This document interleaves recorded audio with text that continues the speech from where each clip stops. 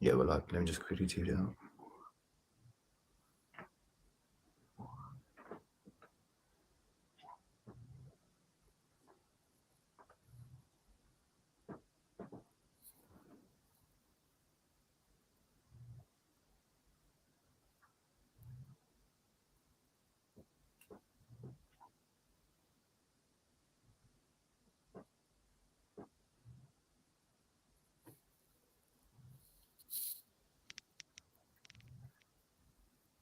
So I'm just gonna tweet this out and then it will start. 1 second.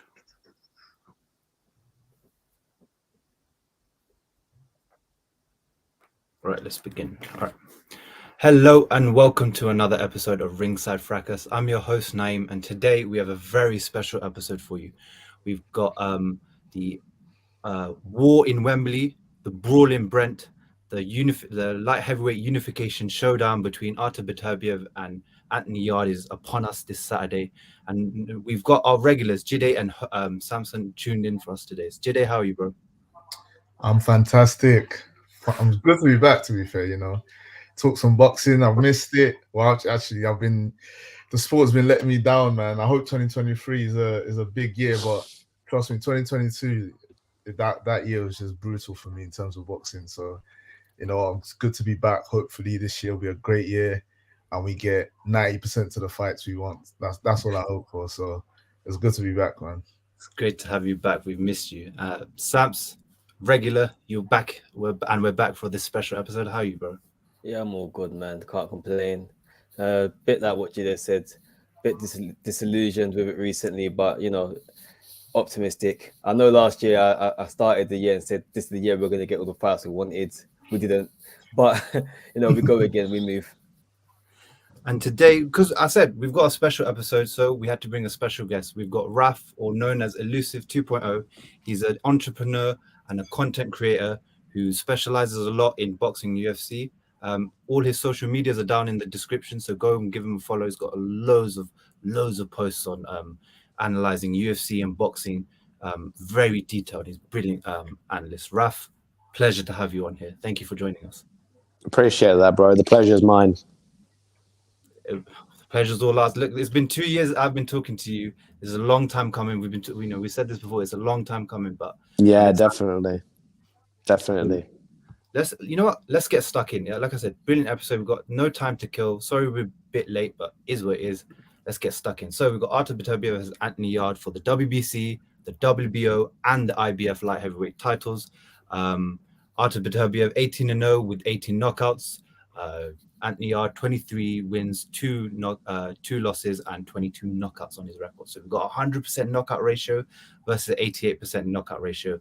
This just screams a banger of a fight. I'm going to come to you, Jide, because we haven't heard your voice in a long time first. How do you see this fight going, and what are your thoughts about this fight initially? All right. There's my heart, and my heart says Yarde. I follow my heart a lot, and it's hurt me in the prediction league quite a few times, but I'll still keep going with my heart. But I want to say Yarde again. That's my heart pick, right? And if I was Yarde, how he would go about winning this fight is he needs to use his youth. Artur Beterbiev is 37 right now. He is slowing. He's never relied on his athleticism. That's never been his game. However, you still get older. Age catches up with everyone, and it's not the speed. It's more the reflexes. It's more the being able to take certain shots, take shots more effectively. Now we've seen Artur Beterbiev's recent fights. He's been getting hit. He's been cut a few times. I believe he can get hurt. So if I'm Anthony Yarde, I'm not doing a shoulder roll. I'm not staying in the pocket. I'm just going straight in, throwing multiple shots, trying to knock him out. So yeah, that's what I'm trying to do. We've got a special episode. We've got a special guest coming in. Raf, I know you had a lot to say about this fight. What are your initial thoughts about Beterbiev and Yarde? What? Still with me? No, Raf. I'll come back to you. For me, sure. Yeah. I think one thing that stood out for me, particularly with the Joe Smith Jr. knockout, was that Beterbiev always moves away from the orthodox fighter's power hand. So he'll circle in the opposite direction. And what I expect to happen this time round is Anthony Yarde always leans at a bit of a sideways angle. And so that, I'm trying to show you, he cuts off half of his body. So there's less surface area to work with. And what I'm conscious of in this fight is that when Anthony does that, he then leaves himself susceptible to left hooks on the other side. So while it's an inherent part of his style, equally that works to Beterbiev's favor. But at the same time, I think that if Yarde mixes up the directions which he moves in, because Beterbiev's only going to circle in one way, that can offset Beterbiev in the sense that he'll be flat-footed momentarily. And it's at those moments where he has to change direction and his feet are planted on the floor. That's when Anthony has to detonate with punches, because realistically, at long range, and even the ranges between ranges, at mid to long range, it's a tall order. But that's flipped on its head completely when it's at short to mid range and mid range. And so, as for specifics, I think that Anthony's he can't deviate too much from what he's familiar with, in the sense that what comes naturally to a fighter is going to be most advantageous. But then equally, it could be to his detriment in the sense that his style puts him right in line for Beterbiev's power shots. And so I think one thing that I'm probably going to be looking out for the most is the respect that Beterbiev commands from his jab early on. If Yarde continues to close the distance and he's comfortable mixing with Beterbiev's power early on, then it will be interesting to see, because then he'll be in range to land his cross at the same time as Beterbiev will. Whereas if Beterbiev can command enough respect early on to push Anthony off, then when he throws his cross at the same time, bilaterally, that then creates a lot more risk for both. But ultimately, I think Yarde will have moments of success, because this version of Beterbiev, weathered is a strong word, so I probably wouldn't lean towards that too heavily, but this version of Beterbiev isn't the one that Callum Johnson fought, because the Callum Johnson version was in 2018. That was 5 years ago. That was a 33-year-old version of Beterbiev, whereas this time round, that's a 38-year-old. Is he 38 now? 38? Yeah. So if he's 38 now, then naturally the resistance, the wind in his sails won't be what it was once upon a time, particularly given that he's been flirting with cruiserweight territory as well, in the sense that he doesn't cut weight well enough now. So I think in light of all of that, I lean towards around 7 to 9 stoppage for Beterbiev, but I think Yarde could give him trouble in between. And I know I've just rambled on for about 5 minutes. I've just looked at the clock. Wow. Nah, you're good. Yeah, 5 minutes. There you go. But yeah, I'm going to go for a Beterbiev stoppage between round 7 to 9. We got mute.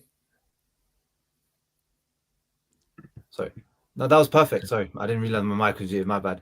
No, that was perfect. The one thing I would say about the Callum Johnson stuff is yes, you're right. It was 5 years ago and he was 33, probably in his prime, and now 38, he's out of his prime. It was also, you've also got to factor in that this fight was meant to happen in October. It didn't, because Beterbiev had a knee injury that he had to fix, and now his trainer has come out and said this isn't a major injury, but obviously his trainer is not going to say he's been impacted hard by it. So we're still yet to see his performance since then. And also with Joe Smith, brilliant performance, but it was only 2 rounds. We didn't get to see Beterbiev get the gears going, because straight away at the end of the first round, landed that big right hook, and the fight was his straight away from then. But what I would say is, since he's fought Callum Johnson, he has fought much better opposition and consistently better opposition since then, and he hasn't proven to be hurt, or even really he hasn't proven to be vulnerable in any of those fights. He's looked amazing in those fights. He probably had some of the best performances in his career since then. So it's a tough ask for Yarde. Also look off that Callum Johnson fight and see. You can see vulnerabilities, but you can also see this guy's gotten better, and also his mindset. Because after every win, no matter how many knockouts he gets, he always says, "I'm trying to become a better boxer. My end goal is trying to become a better boxer, the best boxer I can be." When you have a guy like that who has power that he has, and he's also wanting to improve his craft consistently. And we know from his team, they always say he's always in training, he's always in shape, he's always taking this he's dedicated to the game. You see that this all adding on, you just see a guy that will constantly improve until the point comes where he'll decline physically. While his style doesn't predicate on physicality a lot, it's still, if you decline physically, you will see that in your performance. And this is one of them where it could look like where overnight he's just become a bit worse. But Andy Clark said this perfectly. We haven't seen him since June. There's been so many months since June that things could happen in training where you see a decline, and then come on Saturday you'll see this eventual decline. So that's the one thing I'll add about that injury narrative, and also the decline since Callum Johnson, and also looking vulnerable. Samson, what were your thoughts on this fight? Well, it's a tall order. Let's you know what? I've been dancing around it a lot, yeah. But at the end of the day, it's a hard fight.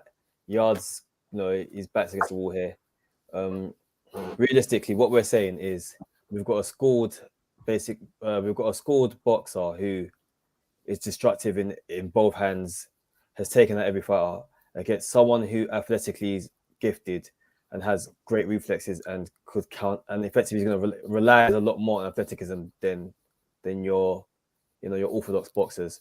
And we're effectively asking Yarde to pull off a massive upset, and it's one that can happen because of those very attributes, but those very attributes could be the reason why he loses. Quite simply put, he could end up in a situation where like a bit like Saturday, where quite simply put, Liam Smith was just had a decent enough jab to set up everything that he wanted to do after that, and it put Eubank in a world of trouble. And it could be in a situation where Anthony Yarde's athleticism and speed and power commands enough respect for Beterbiev to almost have his game thrown and potentially get knocked out. So we will know quite quickly when the fight starts, in my opinion, what way the coin falls. But if you ask me again, I'm like Jide, I'm pulling my heart here, and I want Yarde to pull it off. Like, really want to pull it off. He's from the same area as myself. Know him to a decent enough degree, and it's a great win. It's a great upset. It's a great win. That I'll be rooting for him. I'm sure everyone around me will be rooting for him. Everyone that I've spoken to is rooting for him.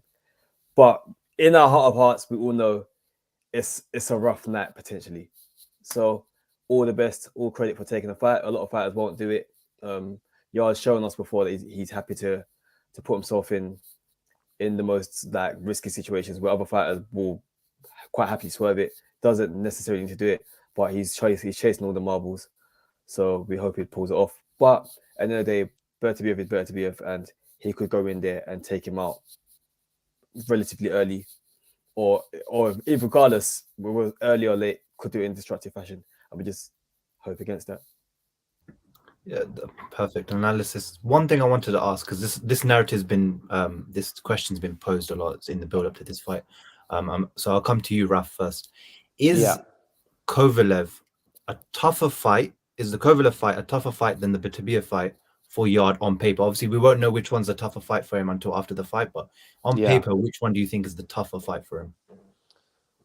That's a really good question. And I suppose it comes down to where you benchmark Anthony Yarde in that time frame. So the Anthony Yarde of 2019, I don't think is as good as the Anthony Yarde of 2022. And the most recent sample we've had of that was the Lyndon Arthur rematch. So on the basis of that, I'd say that Yarde's better equipped to face either of those two now than he would have otherwise been previously. But at the same time, I'd probably say that Kovalev was the tougher assignment, given where Anthony was and that he was quite green at the time. So I'll give you an example in the sense that when Anthony Joshua and Didion White both fought each other for the first time, they were very green. If they fought each other in 2020, 2021, you could argue, maybe in Joshua's case, pre-2019, that was their prime.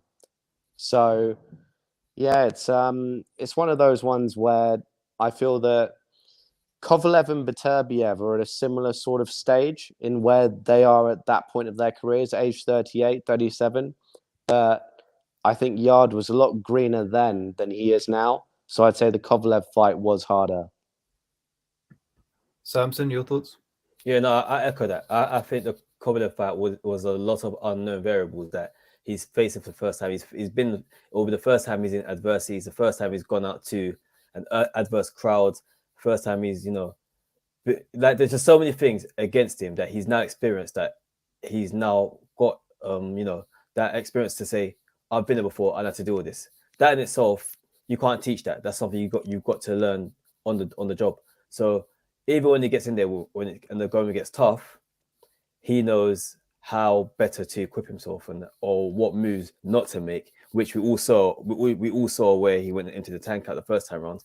I'm pretty sure he won't be doing that this time around, like regardless of whether he gets success or not, or he would understand that there's levels to this. Beterbiev could recover just because he looks a bit hurt the first time. Don't go and blow your load. Your head gasket's gone, and now you've got nothing left in the tank, and you get knocked out on a jab. I wouldn't expect to see that again because he's seen it now. He's not another I don't use the word tin can, but not for a better word. Where you get them going and they're guaranteed going to go over. This is not that. It's not that time anymore. Like these are world class operators, and they've been hit before, so you can't just expect to roll over. So yeah, I think for sure Kovalev would have been a harder assignment. Jide?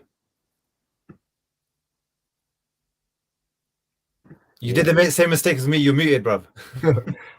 Sorry about that. I echo both the sentiments that's been said so far. However, I do still think this is the harder fight. Like you all said, against Kovalev, there's so many unknown variables. He's way better equipped now. However, I still feel like, although Beterbiev has also declined, that Kovalev has been battle worn. He's been through so much that while he still had a lot of his boxing abilities, he just didn't have the resistance. It's still he fought different. Do you understand? Like the way Kovalev used to fight versus how he fought Yarde. The Kovalev of 3-4 years ago would have stuck it on Yarde. Like he would have tried to get him out of there quite early. However, he boxed Yarde. Again, I'm not saying boxing Yarde's a bad idea, but he did that because he understood he was mortal. He understood he can get hurt. He's been hurt. So he knew that he can't take certain shots as well, right? So he decided to be a bit more different. However, this Beterbiev is confident. He may be 38 years old, but he's still supremely confident. He's going to stick it on Yarde, and he's going to take him to deep waters from round one. He's just going to be on him straight away. So it's not going to be him trying to jab his head off or no, it's none of that. It's going to be, I'm going to stand in front of you. I'm going to be methodical in my approach. I'm going to throw hard shots every single time. I feel like that's going to be the harder fight. Although I agree that Yarde is better equipped, I just think this guy that he's facing right now is just it's basically Kovalev with a chin, like, and not the boxing Kovalev, the destroyer Kovalev. So, yeah, I feel it's the harder fight. Crusher Kovalev, yeah. Yeah, basically. No, I agree with all of you, and you as well, Jide. I think that Yarde's come, like he was here and now he's come here since his fight with Kovalev, but also the level of opponent. I think if you put Kovalev at his best and Beterbiev at his best, I think Beterbiev beats Kovalev most times. Also stylistically, you have to think. I'm not sure, I think so, man. Prime for prime. So. Yeah, I think so. Sure. I think so. Beterbiev punched up Kovalev in the amateurs a couple times, beat him up a couple times. There's a reason why Kovalev didn't want that fight, because Beterbiev was chasing him and Kovalev wasn't trying to have that fight. There's a reason. These guys, they know. They be avoiding certain fights. They be avoiding certain fights because they know. Kovalev was chasing what's his name, Superman, because he knew he could probably beat him. While Beterbiev was chasing Kovalev because he knew, I've beaten you a couple times in the amateurs. I've beaten you up in sparring. I know I can beat you. Like, it's not a maybe. I know I've beaten you up already. And Kovalev wasn't trying to have that fight. There's a reason for this. So I'm sorry, like I'm just upset. Personally, I'm disappointed that Beterbiev became pro so late. I don't know what's wrong with these guys, these Baltic guys, Slavic guys going pro at 25, 26. Like, bro, just go pro after your first Olympic run. Just go pro at 24 or I think it's one of the things, it's ingrained in them, isn't it? Like to go the Olympic route and try and retain their thing. Man, I hear that, but it's disappointing because we could have had Ward versus Beterbiev. We could have had that fight. That is one fight I would love to see, because Ward for me is an all-timer, one of the greatest. Like, I just want to see him basically pick the lock and find a way to beat someone like Beterbiev, who's not only got the power, he's got the chin. He's basically Golovkin at light heavyweight. I would love to see some, but anyway, that's a dream matchup. But point I'm trying to make is this is different. Like this is not Kovalev that fought Yarde, the Kovalev that's a bit more vulnerable. This is a guy that's, although he's 38 years old, he doesn't feel like he's mortal. He feels like he can destroy everyone. He's 100% KO ratio. That sort of psychology, what that confidence, like what Wilder had. Well, he didn't have 100%, but when Wilder was starching guys, he went into every fight believing, if I touch you once, you're going to sleep. And that sort of confidence going into any fight is just, it's a next level, man. And I feel like just for that, it's going to be the harder fight. I also, adding to that, when Kovalev fought Yarde, remember a year before that, he got stopped by Elida Alvarez and he had to go and get his belt back. So those all things factor into the performance as well. Like, you can tell that at that time, then, like Jide said, we didn't have the best version of Kovalev. Yeah, he did have his boxing abilities, and that's what saw him through the fight. But it still wasn't an elite version. The same way we're probably going to see with Beterbiev. We haven't seen any decline. We're all talking about this decline. We're still yet to see anything. Like, we said this because in the build up to the Joe Smith fight, everyone was saying that, oh, if Joe Smith catches him, he's a big puncher, he could stop him. Look what he did to Joe Smith in 2 rounds. And that guy has a chin. Like, I was saying this a lot on the pod, and I'm going to say this again, but I said this at the time when we were reacting to this. Joe Smith has never been stopped. He's been knocked out once, but that was because his jaw was broken and the ref stopped it standing. But he's never been dropped ever in his career prior to that fight. In the first 3 minutes, right at the end of that first round, Beterbiev dropped him. It tells you the power that he has and that he carries. That's very scary. And this is a guy that's coming in 6 months later now. It's around 6 months later now to fight Yarde. It's a much, much tougher fight than Kovalev ever was for Yarde. And it's a huge mountain to climb. The reason I'm saying this, though, is because at the end of the day, as much as saying that Beterbiev does get hit as well, and he has been down. Yeah. So he can get got at. And at the end of the day, Yarde does carry power. Like, we can't excuse that for a second. Yeah. I think the athleticism does cause problems early. Yeah. And I think, and I definitely feel in sports, Yarde will have success. And it's just a matter of how quickly Beterbiev's jab comes to play, and how much it dictates that fight. If Yarde can use those attributes that, like I keep saying, that he has, that really can win your fight in the end of the day. Yeah, just on athleticism, it will cause problems. But if he can get him, then he could possibly do a job here. But no matter how you slice and dice it, it's a snatch and grab. Like, it has to be a snatch and grab for him. Yeah, like I completely agree with you. I just wish Anthony Yarde had the foot speed that goes with his hand speed. The only thing I worry about with Yarde is he doesn't have the foot speed, so he'll be in the pocket with Beterbiev. He's got way faster hands. He's got explosive power. So, like you said, if he catches him, it will hurt him. However, if he had the foot speed to marry that with, I would be 10 times more confident of Yarde winning this, because I could just see him just going like what David Hayes, just dance around, jump, stay safe, go inside, throw a combination, come out. He could win like that, but it's just he's not that type of fighter. He's going to be in the trenches with Beterbiev, and we're really gonna see the heart of a lion. We're gonna have to see it. We're really gonna have to see it in this fight. So Raf mentioned something that really rattled me, because I want y'all to win, point blank, But the truth is, but when you mentioned about the ranges, I was thinking, oh my god, Yarde loves to fight mid range. I think he's in the war zone. Like, it's just like you wish he wasn't. You wish he just he loves it. Man. Fight long. Try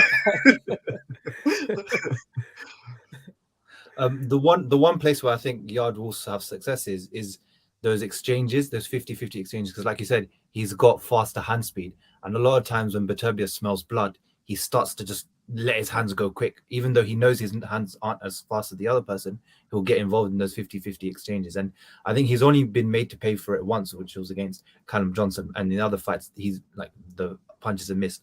But Yarde can have success in those 50-50 exchanges because, again, you're the quicker fighter. And if you land, that's your chance to pounce on the person. The issue is we've seen Beterbiev be more disciplined as his career's gone on. So if he can get that sort of violence out of Beterbiev, where he comes for those exchanges and he wants to like trade with you and try to knock you out quick, then he'll have success there. But there is that flip side where if he's coming and he lands, it's a long game night. over here. Yeah. It's a long. It's such a huge mountain to climb. It's insane. But the way some people are talking about how they're writing off Yarde completely, I can tell you either haven't watched Yarde, you haven't been bothered to watch Yarde, or you've not broken this fight down analytically, because that's why you're counting out Yarde, because Yarde has a real chance, more than a puncher's chance, in my opinion, to win this. And this come from me. These two know how much I rate Beterbiev and how much I've been for him in the group chat. But I know that this is a real fight for him, and that this could go wrong. It has the potential to go wrong at any point in this fight. Neem, to play devil's advocate, what do you think Yarde could do that Callum Johnson couldn't when he had Beterbiev hurt 5 years ago? If he finds himself in that exact same position, what do you believe he'd do differently that Callum couldn't? Yarde's a finisher. Yeah, we don't know, obviously. We don't know, obviously, until he gets hit, because the one thing that Callum Johnson said was, I'm pissed I never, got to go after him when I had him down, because I could have probably finished him. But the one reason why he didn't go after him was probably because in those first, because it was the 2 rounds, so in those rounds, he felt the power immediately. Yeah. He was knocked down, wasn't he? Yeah, exactly. Yeah, he was knocked down before. Yeah. So with Yarde, it's more, if he does get hit with the power, you never know how people are going to react until they get hit. So even though Yarde's been hit with hard punches, Beterbiev is just a different animal. So if he can take those punches, I feel like he'll go for the finish. But if immediately he takes the punches, he gets the knockdown, he might do the same thing with Callum Johnson, where he doesn't want to go back in case he gets hit again. And look at one fight I look at is also Marcus Brown having success early on, but as soon as the 9th round came, he wasn't knocked out. He just didn't want to fight anymore. He was finished. Yeah. Do you think it's almost in Yarde's favor to maybe potentially do the empty the tank if he gets him hurt? Because I would say obviously I wouldn't advise it and I wouldn't do it, but if he hurts him like Callum Johnson hurt Beterbiev in 2018, I would probably say just go after him like he went after Linden. Just go for it. Like, and you're in England. You have to remember where you are. You're in England. We understand how the judges move here. If the judges see Arthur is a bit hurt and he doesn't look stable. Oh, you're hoping for a free to jump in? I just realized. Yeah, they'll stop the fight. Let's be real. This is England. They'll stop the fight. If this was Vegas, they won't stop the fight. But if Beterbiev looks really hurt, they will stop the fight. So we're basically hoping he gets in going a little bit, and then the ref just jumps in. So Frank Warren is giving the brown check, the brown envelopes now. Don't sue me, Frank. But listen, it's England. We know how they move when guys are hurt over here. So Anthony has all the advantages. If you get Beterbiev hurt, really hurt, just go after him. Just throw punches and bunches. But what happens if he's still there after that?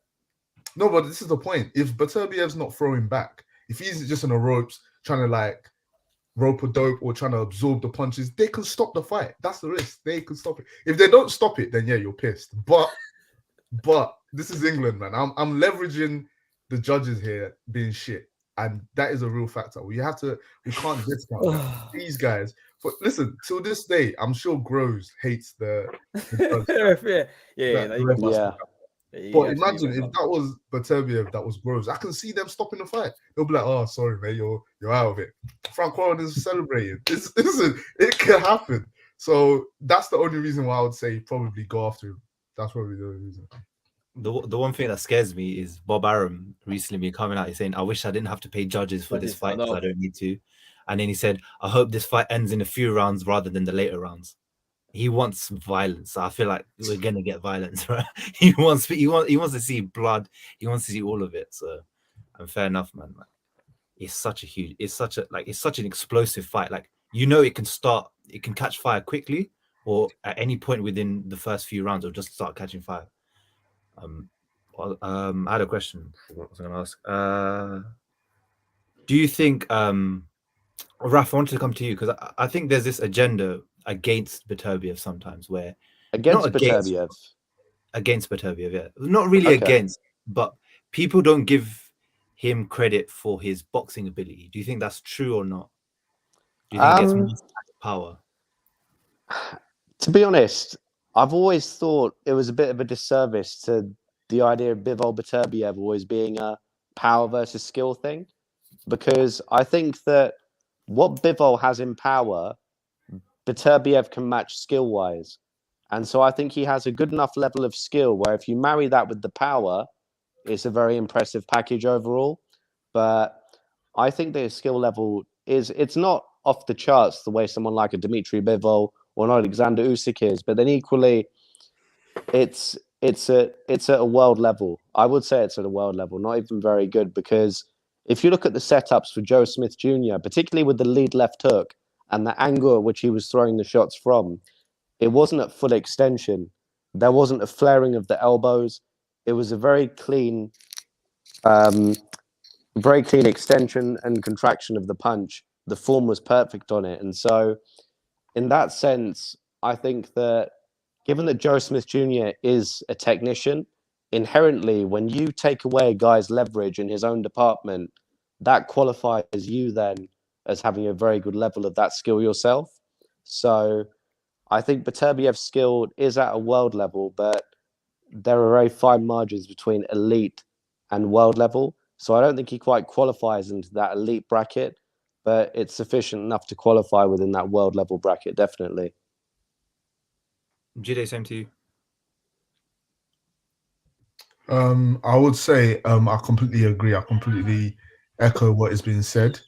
What I will also factor in is that when you're the sort of fighter that you're just known for stopping guys and attacking guys and just breaking them down methodically, your skills are kind of underrated. That's just, it comes with the territory. Yeah. This happened to Marvin Hagler in the 80s. He's probably in terms of pure tech, like being a technician, he's probably not way more, let me not say that, but he's more technical than someone like Sugar Ray Leonard. He does more. He breaks people down, he throws to the body, he's got an amazing jab, doesn't have a tail on it. Like, you can go, do you know what I'm trying to say? He's a way more technical than people give him credit for, because he's known as the guy that comes after you, breaks you down, and just stops you. So that translates that to now as well. We ask guys like Golovkin and now Beterbiev, where what they do and how they go about their work isn't rated because they're not flashy. They're not throwing the triple jabs. They're not dancing. They're not. Do you know what I mean? It's not explosive. It's not like Canelo. It's not. So he falls under that category. I do think his skills are elite. I think his skills are right up there. I really, really do. But where he does fall a bit short is he gets hit. Because again, it's more of his style. He's willing, he trusts his chins to the point where, yeah, he breaks you down and he'll throw a good jab and it'll go to the body. But he doesn't mind getting hit, and that doesn't, probably for the more purist of boxers, or of boxing fans, I should say, it's not what they classify as elite boxing, especially guys that must have grew up watching the likes of Floyd Mayweather and that sort of era, that flashy guys and doing a role. And so we see that and we just don't rate him as much. But listen, Beterbiev is an elite boxer. For me, anyways, you'd be absolutely crazy to think he's anything less. Samson? Yeah, no, I echo what you're saying. And what you're saying about him being underrated, I think there's loads of fighters in that category. The minute you're a fighter who's got two consistent amount of KOs, it's basically, you're a power puncher. I think even Tank suffers from that, to be honest. A lot of Tank gets underrated to me in terms of his skills massively. I think he's an elite, like, he operator in what he does, and it's the way he sets stuff up in the ring. But no one really credits that. It's just, oh yeah, Tank got the stoppage here as expected. But he's did a lot of work to get there, and he's shown different ways of he's shown different looks in different fights to get to that same knockout punch. So yeah, but Beterbiev, in my opinion, is for the same thing. Like I think like his fight against like Marcus Brown, for example, where he kind of gave away a lot of rounds in the early half of that fight, was because he was setting up traps purely. But that wasn't really spoken on. It was just more so, oh yeah, he got the knockout eventually, and he was just a tougher opponent or more game opponent. But no, he was applying pressure in a methodical way. He just took his time around getting to the point where he's like, okay, cool, I can take you out now, and that's what you need to do sometimes. But no one speaks on that. So yeah, for sure, he's underrated in terms of being labeled a power puncher rather than a technical fighter who's actually who works his way to get into the streak and knock you out. It's sort of that adage, isn't it? You're winning the battle, but he's winning the war. He's setting the things There you up. go, yeah, And yeah. you'll see, he did the same thing with Gvozdyk, where I think Gvozdyk's a brilliant amateur boxer. He was a brilliant amateur boxer. He came up with that super team in Lomachenko and Usyk. And then he, look what he did to Adonis Stevenson, put him in the hospital. He hit hard, but he's also a brilliant boxer. And then comes up against Beterbiev, and within, I think it was 9 rounds, or was it 10 rounds? He was losing the fight, but Beterbiev put those traps in, like you said, those shots, and it sets up everything. And the one thing I took away from that fight was, I don't know if you guys noticed it, if you ever watched that fight, was he did a body shot to Gvozdyk, and Gvozdyk sort of like did this with his hand, turns around and then walks away. And it was a bit weird. Like he just like sprayed his hand because he got hit to the body. I think what happened was he got hit to the body and it hurt. And he tried to like get a timeout or something just quickly from then. Because then the ref came and reset. And to an experienced boxer like that, to make him do that, because of the things that he would have seen, again, we're dealing with a mountain of a fighter to fight. And for Yarde, if he wins this, huge. I mean, just a huge win. It catapults him. It catapults him in terms of like public profile on a world stage. I think this is like a breakout fight for him if he was to win, because at the end of the day, you now just unify the division, and you've just put yourself on the map. Do you know what I mean? Which would have happened potentially from the Kovalev fight, and it's like another stab at the cherry at the apple again. So, if Yarde wins, do you think he fights Canelo? Pardon me? If Yarde wins this fight, do you think the Canelo fight happens? What? It could. You never know. It could. It's boxing. It can happen because Canelo can get the belts and then go for the rematch with. It basically will give him something to leverage against. You know what? It's prize fighting at the end of the day. Yeah. Listen, Canelo wants his revenge, right? But Bivol's talking like spicy, saying, "Bro, I've already beaten you. I'm not even watching that. I'm trying to go undisputed. If I can't do undisputed, I'm trying to go to 168 and beat up the guys you're not trying to fight." So Bivol is really talking spicy. So Canelo, I know his pride is hurt. He wants Bivol. So he knows if he beats Yarde, if he gets the belt off Yarde, then he can make that fight. They can make it. It's a bigger fight. It's undisputed at 175 now. It's no longer just trying to win the WBA. And it's a revenge fight as well. So that fight becomes huge. So I can see Canelo telling Eddie Hearn, yo, go make that happen. So definitely, if Yarde wins, I can see that. But if Yarde wins, we're not getting undisputed at 175 whatsoever. It's just not happening. You're not getting Bivol versus Yarde next or ever if Yarde wins. Again, it's not because Yarde doesn't want the fight. It's just politics. It's just there's not enough money in that fight for Frank Corrin to be like, yeah, let me send Yarde to the zone, or Eddie says, oh, let me send Bivol to. It's just not going to happen. So true. Raph, But go on. No, you know what? The narrative that Canelo's chasing Bivol, I don't really believe that. I can't lie to you. No. It's not that he's chasing. He wants the. He said it. He said he wants the rematch. It's not. I said a lot of things. Yeah, but I ain't saying he's running like he's running after him head first. But obviously his pride is hurt. Like, and you know how Canelo is. Canelo is the guy that he will like to get back. I think deep in his heart he knows it's just the hardest fight he could ever have. However, given the opportunity to get the rematch, I think he will do it. Quick question. Was there not a rematch clause in that fight? There was. But again, yeah, but remember, again, it's prize fighting, right? And I'm sure his people would have told him, yo, step back. Let's work to the point where we can fight Bivol again. So if he takes on Yarde and beats Yarde, that creates in a public profile, because the way Bivol beat him, people think he can't win that fight. But if he goes and beats the light heavyweight that beat Beterbiev, the monster, all of a sudden the public start thinking, oh, can Canelo make it? Has Canelo changed? What's Canelo done in his camp? He's eating the beef again. Is he? Do you know what I mean? Like it changes. The narrative changes, and the money in that fight grows massively. The attention grows massively, and even if Canelo believes he can't win that fight, he knows he has just a puncher's chance. He knows he can try, and I believe Canelo's the type of guy. He reminds me of a Duran, where Duran will fight certain guys knowing I probably can't win this fight, but I will still go for it. And I believe that's Canelo. And if you give Canelo the opportunity in the biggest fight, because that will be the biggest fight of his life, undisputed at 175, revenge tour against the guy that schooled you, come on, man. He will take that fight. He will 100% take that fight. Raf, are you interested in Yarde versus Canelo if that happens? I'm sure you can appreciate there's only so much I can say, but I work with Canelo's trainers in tactical analysis, and Anthony Yarde's name isn't one that's popped up before. So it isn't or is? Isn't. So I'd be surprised to see it happen. I'd be surprised. Basically, they don't rate the boy. Gino, they're your words, not mine.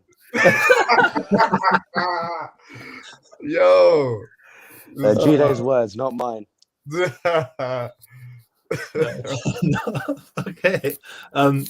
So we've already got Raf's prediction. He's locked in for Beterbiev between 7 to 9, and he does the same predictions as us. We do the same thing, 7 to 9, 10 to 12. We do those type of predictions as well. So Jide, I'm gonna come to you. Your final locked in prediction. Don't worry. You can change it if you want in the group chat, but no. I'm not. As I said, I'm not going by heart no more. I always follow my heart. It's let me down, but I'm 7 to 9 as well, man.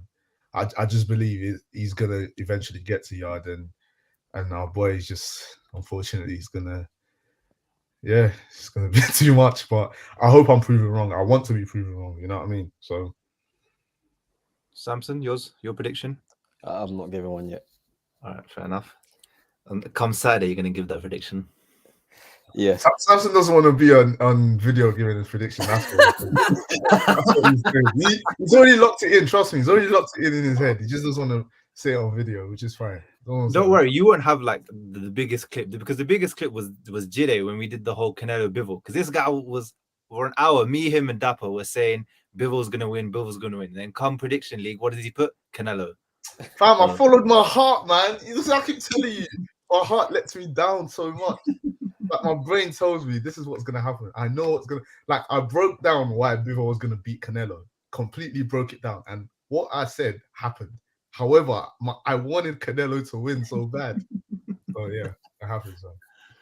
I could Raf and Judah. I think 7 to 9. I think it's going to be a typical Beterbiev performance. But I'm going to look before everyone in the group chat comes at me for always going on about Beterbiev and not really giving Yarde. Look, you got to give Yarde his credit. How many British fighters out there right now are going to take Beterbiev on quickly even though they have the mandatory? How many guys are going to take on a guy like Beterbiev who has 100% knockout?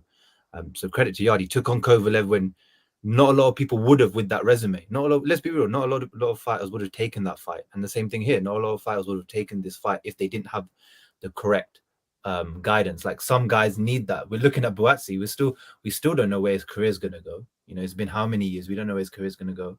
So, and Callum Smith, he's sort of in the corner. He's the type of guy I know with Eddie. They're waiting to see if there's a chink in the armor in the two fighters between Beterbiev and Bivol. So they're waiting with Callum Smith. So credit to Anthony Yarde. He's taken a chance when most people won't. Like Jide said, Kovalev avoided this guy for so long. Canelo didn't want to fight him. He had the choice of Bivol, Beterbiev. He went Bivol. I don't want none of Beterbiev. I don't know if you guys know, but David Benavidez, when he was champion at 168, he missed weight, and the WBC said to him, "We'll make you number one at 175. You can't make weight, and that means you have to fight Beterbiev." And he said, "No, I'm going to stay at 168." So this is a fight that not many top boxers that we see want to take on. So give Yarde his credit, and I think he has more than a puncher's chance. But yeah, my prediction is just going to be 7-9 Beterbiev. But I said that we're going to go through listeners' questions and answers at the end, but most of the questions were about Beterbiev and Yarde. So it's better if we come to that first, isn't it, before we move on to anything else? So Sure. the first question we have from Konyan on Twitter is, I want to know what tools Yarde has to potentially disrupt Beterbiev's usual flow. Who wants to answer that? Okay, I'll take a crack at it. The tools that he could use to disrupt Beterbiev's flow is when Beterbiev likes to set his shots a lot, especially with his jab, right? And as we said, although we've also said it's a potential criticism and a potential danger zone for Yarde, Yarde is going to be quicker off the mark than him. If Yarde throws with him, again, it's dangerous, right? But if Yarde throws with him and gets there first, that would disrupt Beterbiev's rhythm. You can't let Beterbiev get into rhythm and start setting shots up and throwing his jab, then his left hook, or his jab, then his cross. You just don't want that to happen. So every time he throws, throw with him, because you know you're going to get there first. So essentially, it's his fast hand, and he's got to take risks. That's the way you can, for me, you can disrupt what Beterbiev wants to do. Anyone want to add anything else to it? All right, cool. We'll move on to the next question. So the two people asked the same question, so I'm going to group these two people in the same question. Lou Bob in the corner, you guys will know who that is, and Waved asks, where does a Yarde victory sit in the greatest ever boxing achievements by British fighters? So two people asked the same thing, so I'm just grouping it. So I'll come to you, Raf, because I think you have a lot of knowledge about British fighters and their wins. Where do you think a Yarde victory will come? And I'll come to you two after. I think because if you look at the sample size of the last time Yarde was at world level, he was arguably 20 to 30 seconds away from stopping Kovalev. So it wouldn't be completely unthinkable that a better version of Yarde that isn't as green as he was once upon a time, facing a world champion who's almost at the end of their career now, knocking him out isn't unthinkable. Do you know what I mean? And so I think it would qualify in the top 10 as the best wins by a British fighter, but it's hard to see beyond that. I don't think it's that unthinkable. Like, like, for example, if Derek Chisora had beaten Tyson Fury in that trilogy, that would have been top 3 because no one would have seen that coming. There was no sample to base off that previously. There was very little, but here I don't think it's as unthinkable. So I'd say top 10. Fair enough. Samson? Yeah, it's not the most. It's a massive win. I don't want to underplay or undersell it in any way, shape, or form. But it isn't the most ridiculous notion that he gets knocked out. Beterbiev gets knocked out. So I don't know how to score it because, let's be honest, the odds are basically saying it's a whitewash. It's easy that's work, but on paper it's closer than what the odds suggest. So if anyone's, I'm not a betting man, but anyone is, I guess it's worth a punt. But it's not the most ridiculous notion that Yarde can go in there and knock him out. It's not. So because of that, you can't rank it as highly as, I don't know. For example, Tyson Fury beating Klitschko was completely, let's be honest, that was, no one expected that. Everyone expected Tyson Fury to lose that fight. That was a real shocker. That was a real upset, in terms of what the public perception was. Whereas this wouldn't be so shocking. Today? You see, now you mentioned that, I sort of now rank it quite high. I rank it probably top 3 now because top 3. While you're right that a lot of people thought Klitschko was going to beat Tyson Fury, but like you said, on paper, anyone who understood boxing understood Fury had a real chance. The guy was bigger than him. Wait. Perception at the time. I said people that understood, like you said yourself. You said people that understood what Yarde and Beterbiev, their characteristics and how they match up, understand that this fight isn't as wide as the bookmakers are making it. That's the same thing that applied to Tyson Fury and Klitschko. No way. The same Tyson Fury was uppercutting himself in the head. Yes, he is. Emmanuel Stewart said this Tyson Fury will beat Klitschko. He said it. Said it Don't believe himself. this. No, I'm just telling you, like, this is enough. the truth. Fair Like enough. Tyson Fury himself said, listen, I went sparring with this guy and I beat him up. In sparring. And I'm letting him, and that was a very green Tyson Fury. Tyson Fury was saying from early that, listen, I can beat this guy. The only difference between that fight and this fight is Klitschko was seen as the king of the division. He was seen as the grand poobah, the heavyweight champion. Like Beterbiev is a currently a two-headed dragon. It's him and Bivol. At the time, everyone, so obviously we had Vladimir and Vitaly, but we kind of like Vladimir was one with the most belts. He had a 12-year reign and whatever, however long his reign was at that period. He was seen as the heavyweight champion. So that win for basically ushering in a new heavyweight like scene that we've obviously gone through right now is why that win is so iconic and so massive. But if you look at the fights just on paper as they just stand, there's not much difference between Yarde, who lost to Kovalev, lost to Lyndon Arthur. Like let's look at where Yarde is coming from as a challenger in this fight. Yeah, lost to Kovalev, a declining Kovalev, then lost to a British level fighter in Lyndon Arthur. Obviously, he avenged that in devastating fashion, but he still lost to him. And then now he's taken on a guy who has a 100% KO record, who was a beast in the amateurs, beast in the division, and he has 3 of the 4 belts. It's it's the same sort of, if you understand what I'm trying to say. Like the challenge is the same sort of challenge. It's a big challenge. So it's just that Beterbiev's not a big name. He's not a huge guy. If Beterbiev was Floyd Mayweather in terms of popularity, obviously not in skill, but in terms of popularity, we would be saying this would be the greatest upset of all time. It's just I agree. That's true. I agree. He's not known. Yeah. That's just what it is. Argument sustained. Yeah, and I think one thing that also factors in as well in terms of great wins. If we look at great British wins, one win that has been coming up this year, this week recently, is Lloyd Honeyghan versus Donald Curry. That was like a long time ago. It was like 1986, I think now. And when Lloyd Honeyghan beat Donald Curry, it was a big upset, but it was a big win for British boxing. And he won, I think, the WBC, the WBA, and the IBF titles. But the thing about Lloyd Honeyghan is he won the British belt, he won the Commonwealth, and he won the European. With Yarde, we still haven't seen if he's capable. He might be. If you put him in a fight with Buatsi, it's a very good chance he wins that fight. If you put him in a fight with Dan Aziz, he probably beats Dan Aziz. But we haven't seen him. What, Dan Aziz? You don't think he beats Dan Aziz? I think both of them are hard fights. I think they're both good. Yeah, no, but that's what I'm saying. Like, he's got a better chance in those fights, but we haven't seen him go through those ringers. The point I was trying to get at, I think both those fights, those names you just mentioned, are good. I'm saying he's a better chance in this fight. Oh yeah, of course, yeah, 100%. Like, he has a better chance in this than this fight. And the thing about guys, yeah, fair enough. And the thing about Fury and Lloyd Honeyghan, for example, they won the European belt, they won the British, so they won all that was needed to win. They went through that sort of traditional route to win. Yarde has anything but a traditional route. Not much amateur experience. Let's be real, not much pro experience. 24 fights is still not a lot of experience compared to other people that have been out there. So he's going against it. So I don't know where I'd rank it. I'd say probably top 10, top 5 maybe. I'd have to look at it, but around that area, it's a really good win because he doesn't have the background to help him. These guys did. So it was a big win, but they did have that background. So with Yarde, we could have that question: is he always fought for those world titles? But if he fought those European and those British belts, could he win them?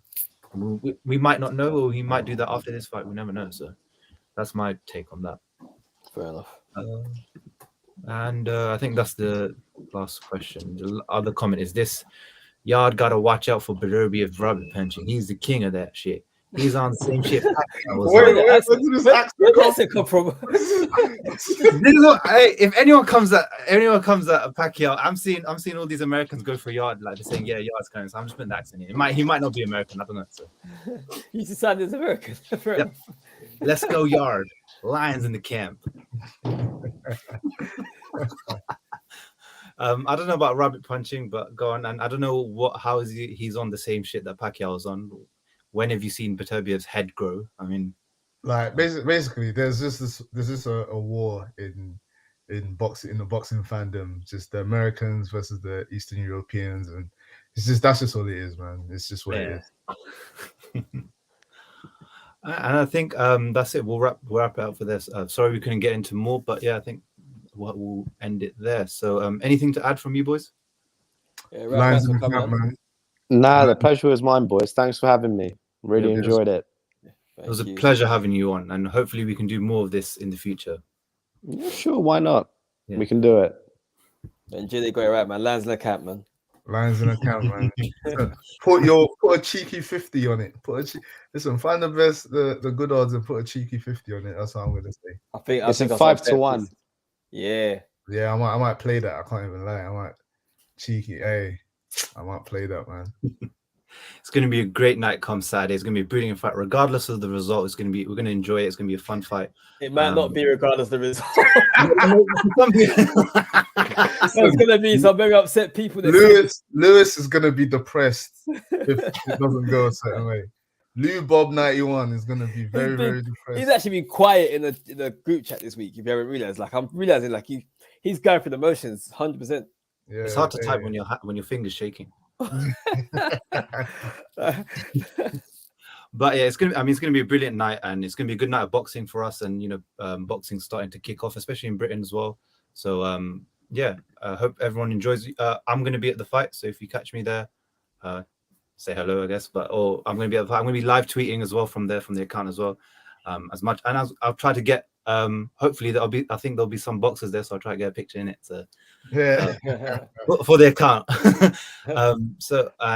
Hope you guys enjoy the fight as well. Hope you guys have a great time there. And so click subscribe, give us 5 stars on Spotify and Apple Music, Apple Podcasts, and follow all of Raf or Elusive2.0's social media, all in the description below. And we'll see you next week in the next pod when we react to this fight. Peace. Appreciate that, boys. Have a good one.